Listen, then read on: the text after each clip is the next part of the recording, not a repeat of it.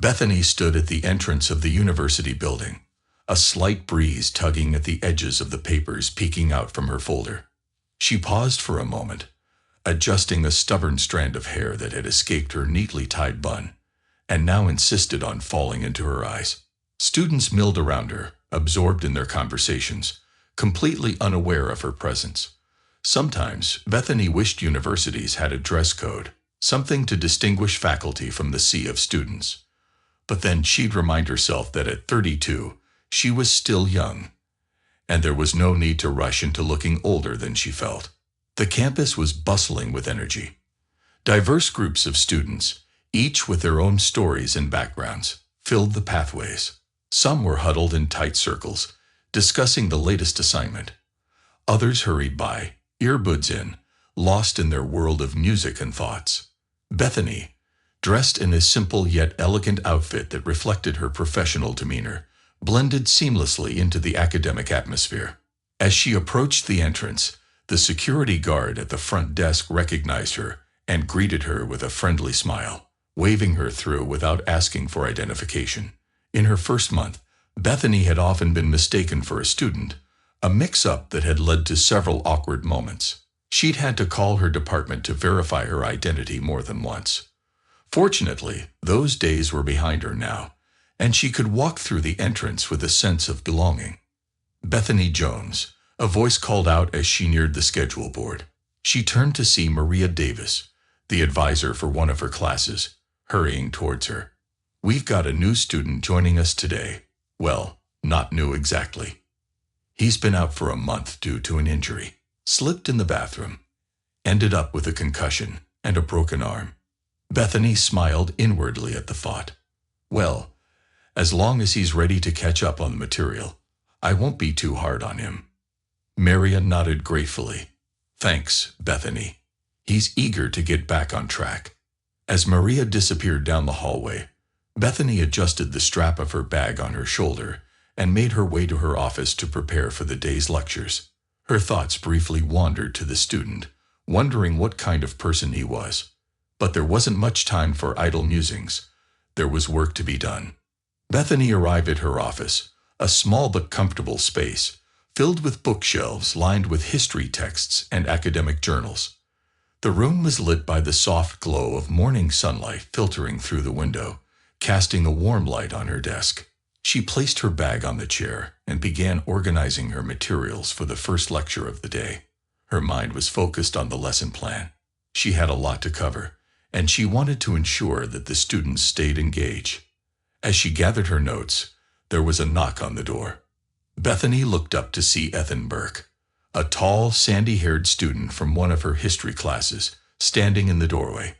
He was the student who had recently returned after a month-long absence. "Ms. Jones." Ethan's voice was tentative, but there was a confident undertone. "Ethan, right," Bethany said, giving him a welcoming smile. "How are you feeling? I heard you had quite an accident." Ethan shrugged, a small smile tugging at the corners of his mouth. "I'm better now, thanks. I'm just trying to catch up on everything I missed." Bethany nodded. "It's good to see you back. I've got all the materials you'll need to get up to speed. We can go over them after class if you like." "That would be great," Ethan replied, his gaze lingering on Bethany for a moment longer than she expected. She noticed, but dismissed it as a sign of his eagerness to get back into the swing of things. With a quick nod, Ethan left the office, and Bethany returned to her preparation. There was something about Ethan's demeanor that she couldn't quite place, a mix of determination and something else, something she couldn't quite put her finger on. But there was no time to dwell on it. She had a class to teach. Bethany gathered her materials and headed to the lecture hall. As she walked through the corridors, she was greeted by a few colleagues and students. The familiar routine of her workday began to take over, and she felt a sense of purpose and clarity. Teaching was her passion, and she took pride in helping her students understand the complexities of history. Entering the lecture hall, Bethany was met with the usual buzz of student chatter. She placed her notes on the desk and began setting up her presentation. The students gradually settled down as they noticed her presence, their conversations fading into silence. "Good morning, everyone," Bethany began, her voice clear and steady as she addressed the class. "Today we'll be covering the causes and impacts of the Industrial Revolution. It's a broad topic, but by the end of the lecture, you should have a solid understanding of the key events and figures." The lecture flowed smoothly as Bethany guided the students through the intricacies of the subject. She encouraged questions, fostering a lively discussion that made the material more engaging. As she spoke, she noticed Ethan sitting near the back, his attention fixed on her with an intensity that was almost unnerving.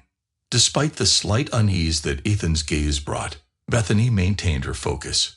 She had dealt with a wide range of student behaviors over the years, and this was nothing she couldn't handle. She continued with the lecture, keeping the class engaged and on track. After the lecture ended, the students began to pack up their things, and Bethany started collecting her materials. Ethan approached her again, this time with a notebook in hand. "Ms. Jones, can I ask you something about today's lecture?" he asked, his tone polite but insistent. "Of course," Bethany replied, motioning for him to sit down as the other students filed out of the room. Ethan took a seat at the front, and they spent a few minutes going over some of the points from the lecture. He asked thoughtful questions, clearly interested in the material. As their conversation wrapped up, Bethany gave him a few additional resources to review. "These should help you catch up. Don't hesitate to reach out if you need more help," she said, her professional demeanor firmly in place. "Thanks, Ms. Jones. I appreciate it," Ethan said, his gaze once again lingering on her. There was a strange intensity in his eyes, but Bethany chose to ignore it. With a polite nod, Ethan left the room, leaving Bethany alone with her thoughts. As she gathered her things, she couldn't shake the feeling that there was something more behind Ethan's behavior, but she dismissed it. There was no reason to read too much into it. She had other classes to teach, and her day was far from over. Bethany made her way back to her office, ready to dive into the next set of tasks. Her mind was already shifting to the upcoming meeting with her department chair, and the stack of grading waiting on her desk. Yet, in the back of her mind, Ethan's intense gaze lingered, a small but persistent reminder of something she couldn't quite define. By the time Bethany finally left the university, the sky had darkened, and the campus was bathed in the soft glow of evening lights. She was tired, her mind still buzzing with the day's lectures and student questions. Despite the exhaustion, there was a sense of satisfaction. She had managed to keep her students engaged and on track, even with the minor distractions. Bethany's apartment was a short drive from the university, situated in a quiet neighborhood. As she unlocked the door and stepped inside, she was greeted by the familiar scent of lavender and cotton, a comforting aroma from the sachets she had placed in various corners of their home. It was a small ritual that helped her unwind after a long day. "Beth, you're home late," Jackson's voice called out from the kitchen, where the soft clinking of dishes could be heard.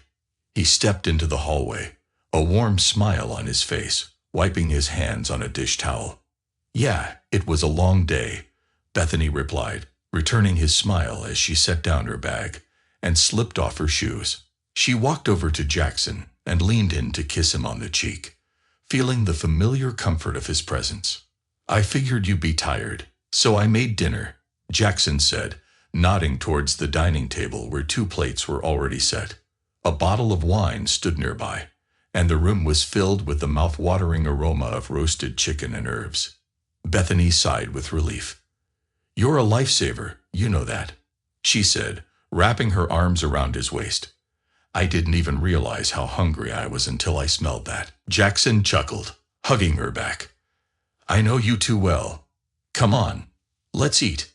They sat down at the table, and for a while, the conversation was light, about Jackson's day at work, the latest news, and their plans for the weekend. Jackson had a way of making even the most mundane topics interesting, and Bethany found herself relaxing more with each bite of the delicious meal he had prepared.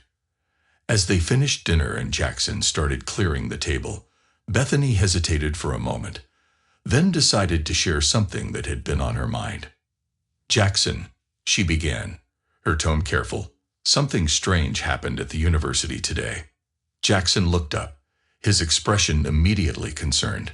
What do you mean? Bethany explained about Ethan Burke, the student who had been absent for a month, and his odd behavior in class. She mentioned how his gaze had unsettled her, though she had tried to brush it off. I don't know, maybe I'm overthinking it, she said, shaking her head. But there was just something about the way he looked at me. It wasn't just interest in the material. It felt more personal. Jackson frowned slightly, setting down the dish he was holding. Did he say or do anything inappropriate? No, nothing like that. Bethany replied quickly. It's just a feeling. Maybe it's nothing, but I wanted to tell you about it. Jackson nodded thoughtfully. It's good you told me. Just keep an eye on it, okay? If he crosses any lines, don't hesitate to report it. You shouldn't have to deal with that kind of attention. Bethany smiled, grateful for his support. I will. Thanks, Jackson. Jackson reached across the table and squeezed her hand. You've got enough on your plate with your classes and everything else. Don't let this guy get under your skin. You're an amazing teacher, and you deserve to be treated with respect. Bethany squeezed his hand back, feeling a warm sense of reassurance. You're right. I'll try not to let it bother me. After dinner, they settled on the couch to watch a movie, one of their favorite ways to unwind together. Jackson's arm around her shoulders and the comforting familiarity of their routine helped Bethany push the day's events to the back of her mind.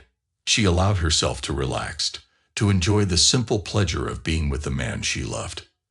As the credits rolled and they prepared to head to bed, Bethany felt a sense of peace. Whatever was happening with Ethan Burke, she knew she could handle it.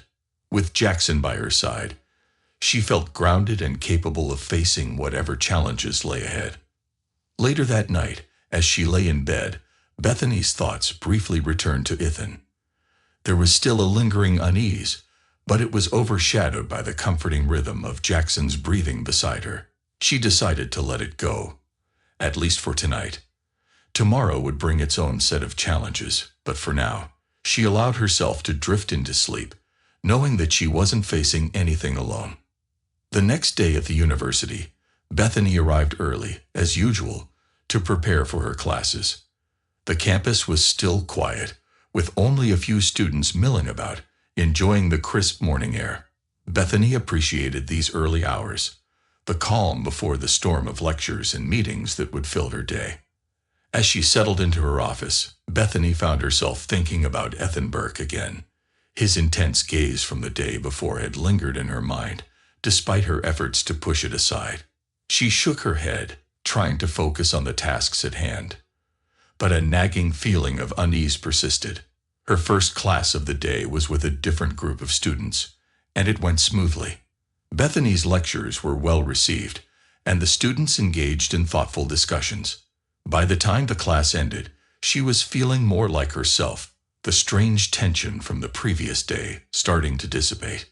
But as she made her way to the next lecture hall, where Ethan's class was scheduled, that unease crept back in.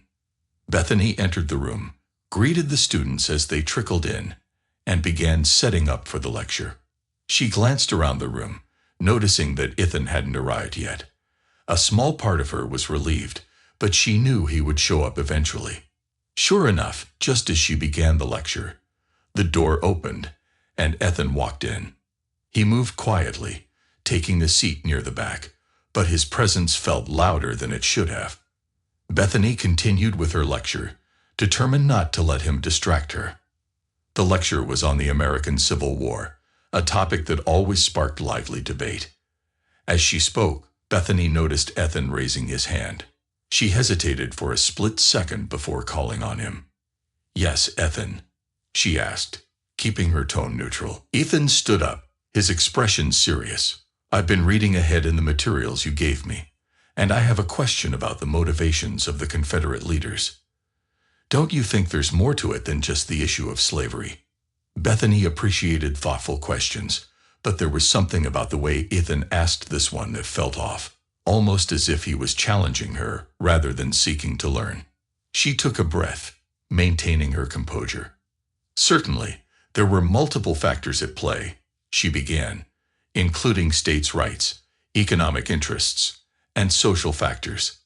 However, slavery was undeniably a central issue. It's important not to downplay that aspect.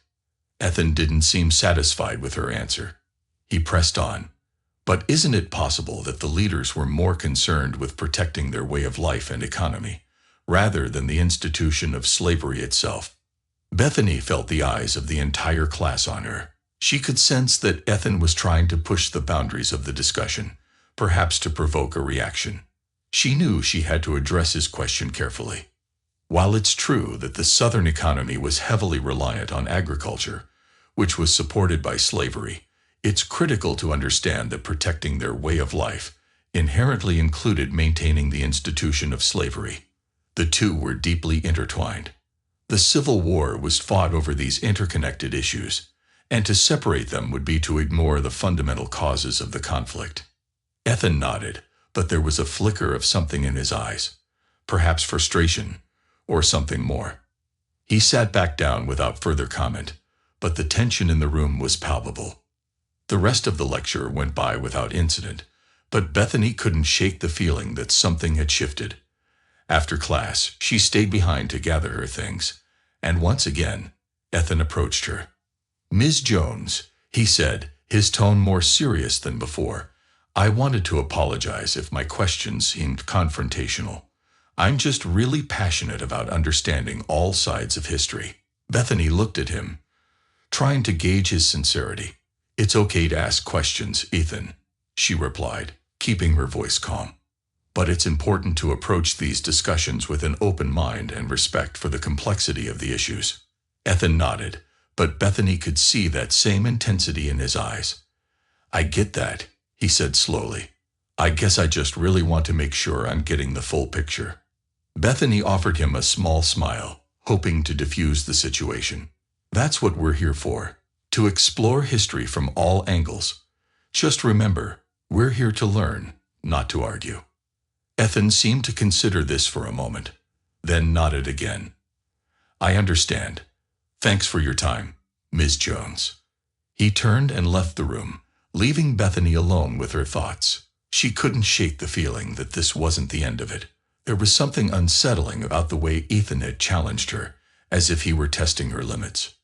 Over the next few days, Ethan's behavior grew increasingly odd. He started arriving early to class, always choosing a seat near the front where he could watch her closely. His questions became more frequent, and while they were always framed as academic inquiries, there was a persistent undercurrent of challenge in his tone.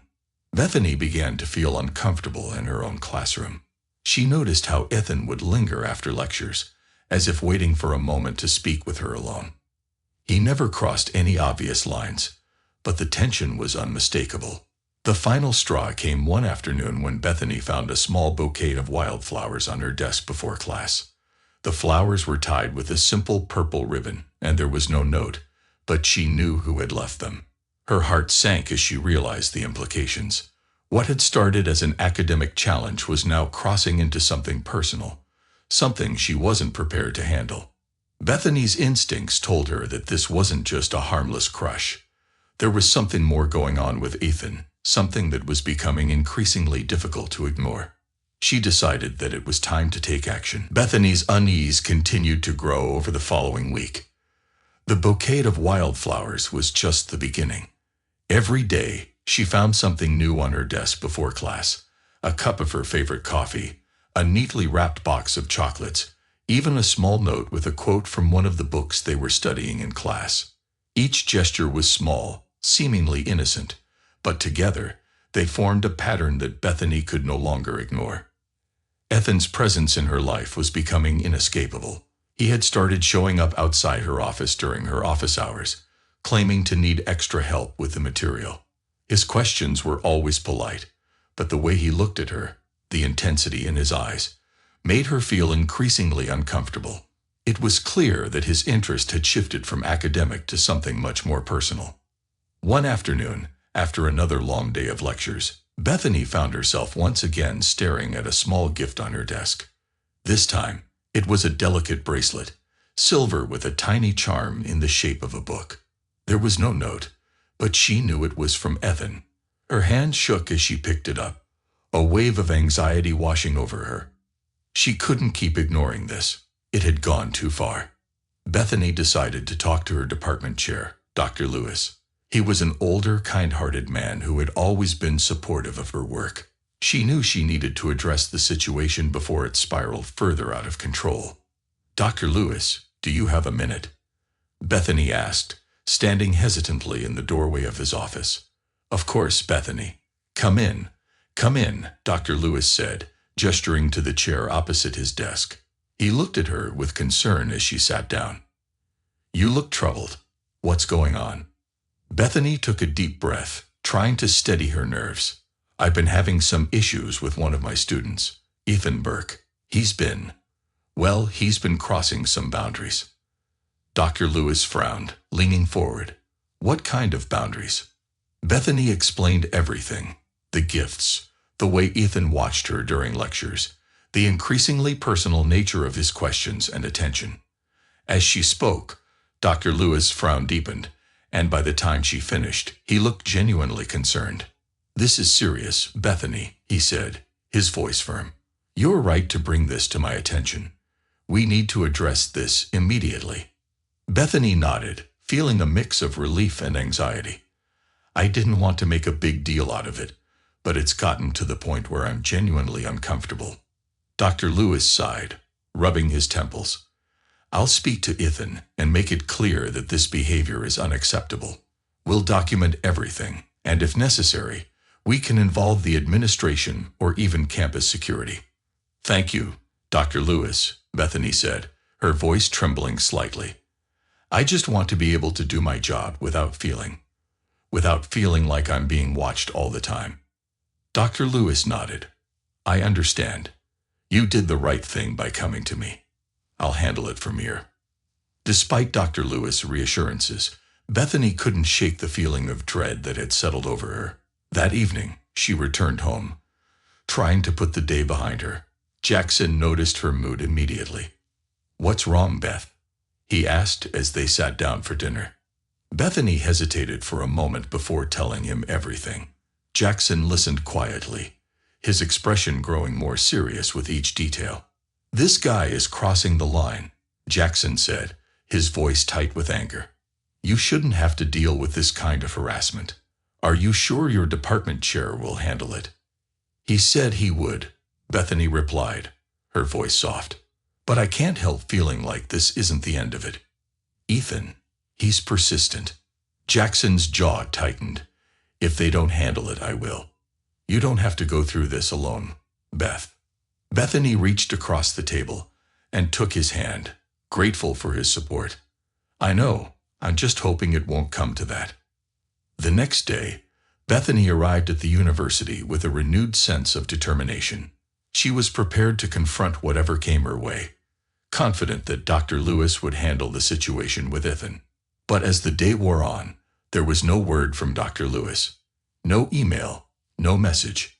Bethany's unease grew with each passing hour.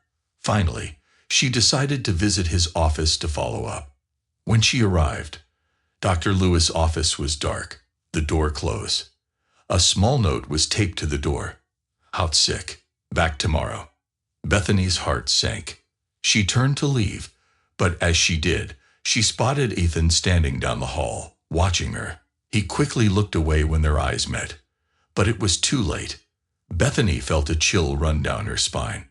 Trying to maintain her composure, Bethany hurried back to her office. She needed to regroup to figure out what to do next. As she opened the door to her office, she froze. Ethan was inside, sitting casually in the chair across from her desk, as if he had been waiting for her. "Ms. Jones," he said, standing up with a smile that didn't reach his eyes. "I hope you don't mind, but I needed to talk to you." Bethany's breath caught in her throat. This was too much. "Ethan, you can't be in here," she managed to say, her voice shaking. "This is my office. You need to leave." Ethan's smile faltered, but he didn't move. I just wanted to explain, he said, his tone almost pleading. I didn't mean to make you uncomfortable. I admire you, Miss Jones. You're different from the other professors. You care. Bethany forced herself to stand her ground. Ethan, this isn't appropriate. I've already spoken to Dr. Lewis about your behavior. You need to leave now, or I'll have to call security. Ethan's expression hardened, and for a moment, Bethany saw a flash of anger in his eyes. But then he took a step back, raising his hands as if in surrender. I'm sorry, he said quietly. I didn't mean to upset you. Bethany didn't respond, her heart pounding in her chest. She watched as Ethan walked to the door, hesitating for a brief moment before leaving the office. The door clicked shut behind him, and Bethany sank into her chair, her hands trembling. She knew she couldn't wait any longer. She had to escalate this. Dr. Lewis' absence meant she would have to take matters into her own hands.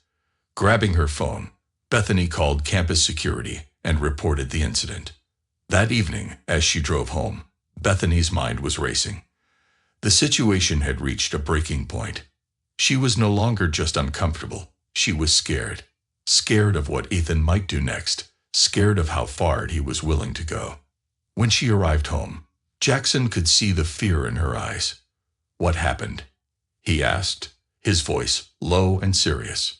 Bethany told him everything. How Ethan had been waiting for her in her office. How she had been forced to call security. Jackson's expression darkened with every word. This has to stop, he said firmly. I'm not letting this guy get away with harassing you. Bethany nodded, her resolve hardening. I know. I'll talk to Dr. Lewis tomorrow, and if nothing changes, I'm going to the administration. I'm not going to let this go on. Jackson wrapped his arms around her, holding her close. We'll get through this, Beth. You're not alone. As they stood together in the quiet of their home, Bethany felt a surge of determination. She was done being afraid. Ethan Burke had crossed the line, and she was going to make sure he faced the consequences. The next morning, Bethany woke up with a heavy heart but a clear plan. She knew today would be difficult, but she was determined to see it through. After a quiet breakfast with Jackson, where they discussed her strategy, she headed to the university, ready to confront the situation once and for all. As she walked into the building, Bethany was met with a flurry of activity. Students were hurrying to their classes, and faculty members were chatting in small groups. But all of this felt distant to her. Her focus was on one thing: getting to Dr. Lewis and ensuring that Ethan's behavior was addressed immediately. When she reached Dr. Lewis' office, she was relieved to find him there, looking slightly pale but determined. Bethany, I'm so sorry I wasn't here yesterday, he said as soon as she entered. I heard about what happened with Ethan. Campus security informed me. Bethany nodded, her expression serious. Dr. Lewis, I can't let this go on any longer. I'm genuinely afraid of what he might do. I need to know that this will be handled, and quickly. Dr. Lewis gestured for her to sit. I completely understand. We're going to take this seriously. I've already scheduled a meeting with the dean and the campus security director. We'll be addressing this as a formal complaint, and Ethan will be called in for a disciplinary hearing. Relief washed over Bethany, but it was tinged with lingering anxiety. What will happen to him? She asked. Dr. Lewis sighed. It depends on the outcome of the hearing, but given the seriousness of the situation, he could face suspension or even expulsion. We'll also be ensuring that he has no further contact with you, either in person or through any other means. Bethany nodded. Thank you. That's all I want. For this to end. Dr. Lewis gave her a reassuring smile. You're doing the right thing, Bethany. You shouldn't have to feel unsafe at work. We'll make sure this is resolved. The rest of the day passed in a blur. Bethany focused on her classes, but her thoughts kept drifting back to the impending hearing. She felt a strange mixture of relief and guilt. Relief that something was finally being done, and guilt that it had come to this point. But she knew she had no choice. Ethan had crossed too many lines. The hearing was scheduled for the following week, And during that time, Bethany noticed a change in the atmosphere around her. Ethan no longer attended her classes, and the small gifts that had been appearing on her desk stopped. It was as if he had vanished from her life entirely. But the sense of dread remained. On the day of the hearing, Bethany was nervous but resolute. She met with Dr. Lewis outside the dean's office, where he briefed her on what to expect. The hearing would be conducted by a panel of faculty members, along with the dean and the campus security director. Ethan would have a chance to speak, but so would she. "Remember, just tell the truth," Dr. Lewis advised. "You have nothing to fear. We're all here to support you." Bethany nodded, taking a deep breath. "I'm ready." The hearing itself was intense. Ethan sat across the room from Bethany, his expression a mixture of defiance and something else, something almost pleading. But Bethany refused to be swayed by his demeanor. She recounted everything that had happened, from the small gifts to the incident in her office, making it clear how uncomfortable and unsafe she had felt. Ethan's defense was weak. He claimed that he hadn't meant any harm, that he had simply admired Bethany and wanted to show his appreciation. But the panel wasn't convinced. They saw through his attempts to downplay his actions, recognizing the pattern of harassment. After what felt like hours, the panel concluded the hearing. The dean spoke directly to Ethan, her tone firm. "Mr. Burke, your behavior has been deemed inappropriate and unacceptable.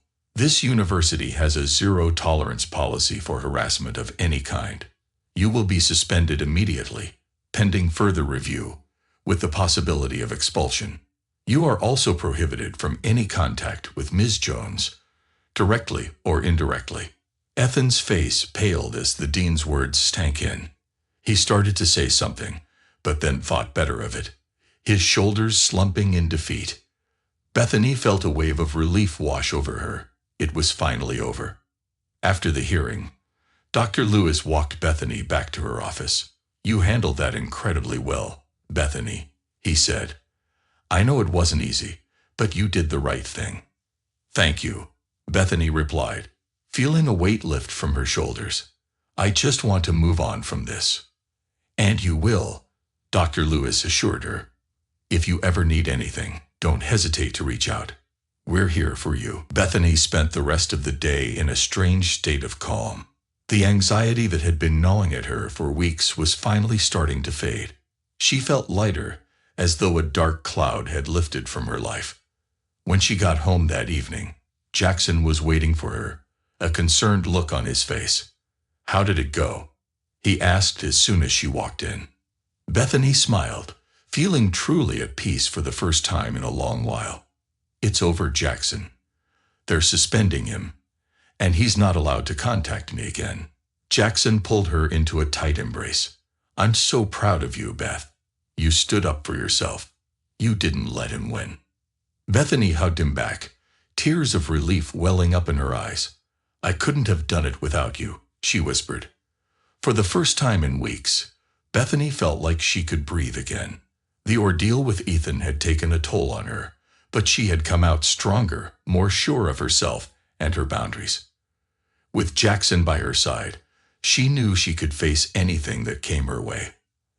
As they sat down to dinner that night, Bethany felt a sense of closure. The darkness that had shadowed her life was fading, replaced by the warm light of her home and the love she shared with Jackson.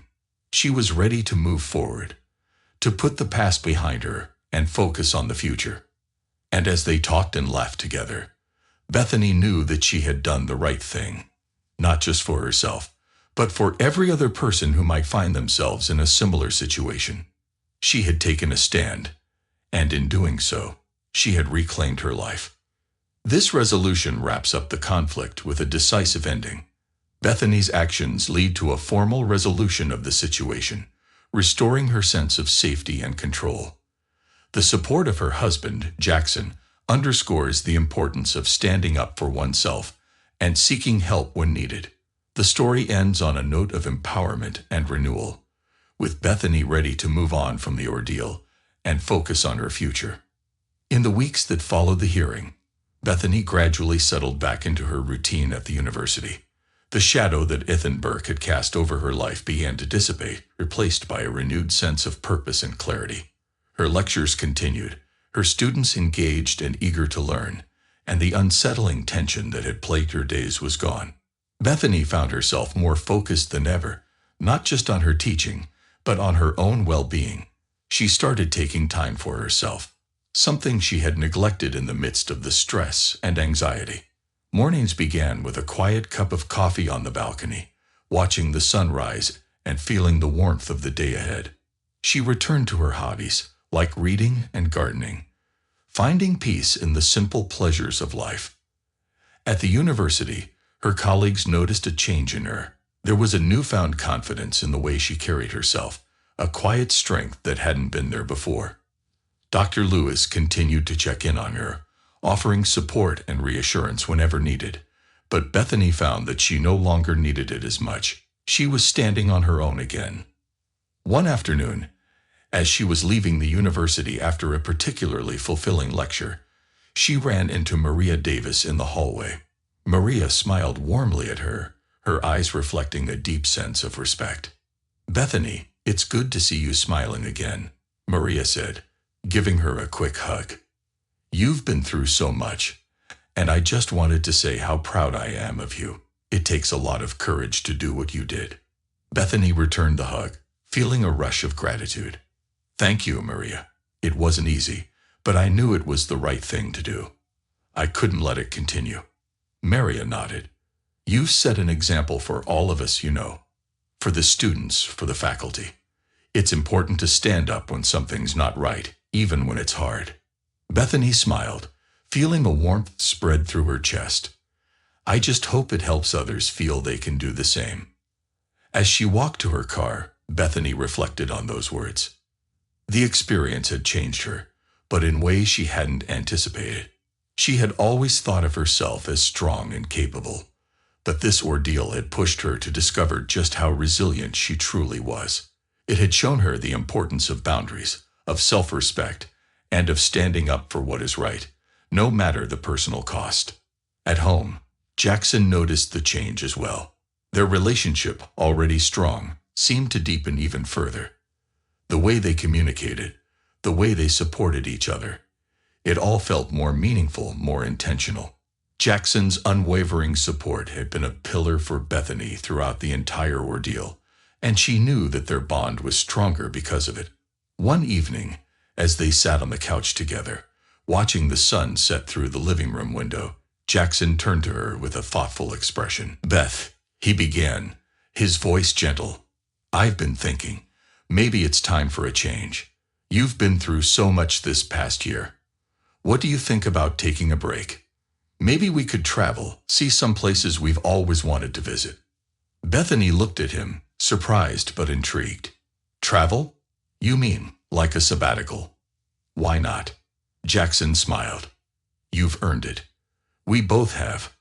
We could take a few months, maybe a year, and just live.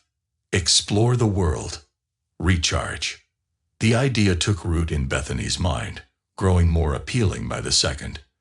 The thought of stepping away from the daily grind, of exploring new places, and experiencing new things, filled her with a sense of excitement she hadn't felt in a long time. "I think that sounds wonderful," she said, her voice filled with warmth. "It's exactly what we need." And so, with a renewed sense of purpose, Bethany and Jackson began planning their adventure. The decision to step away from the university, even if only temporarily, felt liberating. It was a chance to heal, to grow, and to embrace the possibilities that life had to offer.